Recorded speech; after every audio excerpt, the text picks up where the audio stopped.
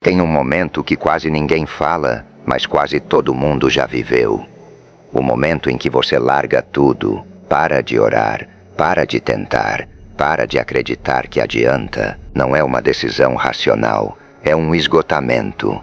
É quando a alma chega num ponto em que não tem mais força para fingir que está bem, para continuar os rituais, para manter a fachada espiritual. E aí vem o silêncio.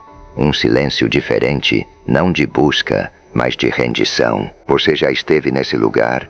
O mundo religioso tem muito medo de falar sobre isso, porque desistir parece derrota, parece pecado, parece fraqueza. Mas e se desistir, dependendo do que você está largando, for exatamente o que precisava acontecer? Vou te explicar. Existem 2 tipos de desistência espiritual, e confundir os dois pode custar caro. O primeiro tipo é a desistência do ego espiritual. É quando você larga a imagem que construiu de si mesmo como alguém espiritualmente correto. Larga a performance, larga a fé de fachada. Larga o Deus que você construiu à sua imagem e semelhança para finalmente encontrar o real. Esse tipo de desistência não é afastamento de Deus, é o início da aproximação verdadeira. O segundo tipo é a desistência por ferida não resolvida. É quando a dor foi tão grande, a decepção tão profunda, que você fecha a porta do interior sem querer entrar mais. Não por indiferença, mas por proteção. Esse tipo precisa ser acolhido, não julgado, mas também precisa ser atravessado, não habitado para sempre. Há um personagem bíblico que viveu isso de forma radical. Elias era um dos profetas mais poderosos de toda a história de Israel. Tinha acabado de viver uma vitória espiritual extraordinária, e logo depois caiu, fugiu para o deserto, sentou debaixo de uma árvore e pediu para morrer. Disse: "Já basta, Senhor, já basta." E o que Deus fez? Não deu um sermão, não repreendeu, não exigiu que ele se levantasse e continuasse. Mandou um anjo que tocou nele e disse: "Levanta e come, porque a jornada é longa demais para você." Deus não ignorou o esgotamento de Elias.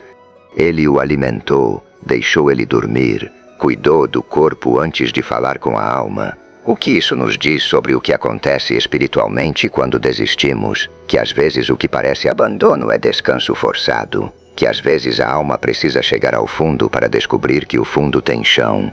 Que o vazio que você sente quando para de lutar não é a ausência de Deus. Pode ser o espaço que finalmente se abriu para que algo real possa entrar. Existe um conceito na mística cristã chamado kenosis, esvaziamento.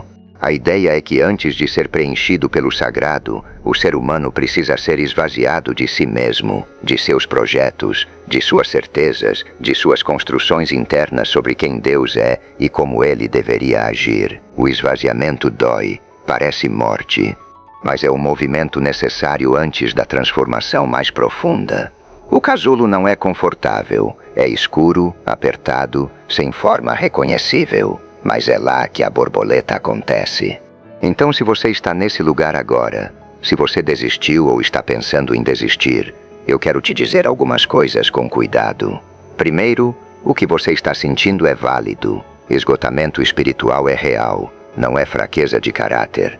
É o sinal de que você foi longe demais, carregando peso demais sozinho. Segundo, você não precisa se forçar a voltar para onde estava antes. O que você era espiritualmente antes desse esgotamento talvez não seja o que você precisa ser daqui para frente. Às vezes o colapso vem para que algo novo possa nascer. Terceiro, cuide do seu corpo. Como Elias, às vezes a resposta espiritual mais sábia é dormir, comer, andar ao sol, respirar. A espiritualidade não é separada do corpo. O corpo é o templo, e templos precisam de cuidado. E quarto, não feche a porta completamente. Você não precisa ter fé agora. Você não precisa orar agora, mas deixe a porta entreaberta. Só isso. Desistir de tudo pode ser o início de algo que nenhuma versão anterior de você seria capaz de receber. O fundo não é o fim. É onde os pés finalmente encontram chão firme. Me conta nos comentários se você já esteve nesse lugar. Sua história pode ser exatamente o que alguém aqui precisa ouvir. E no próximo vídeo, Deus tem um plano para mim ou estou completamente sozinho nessa? Até lá.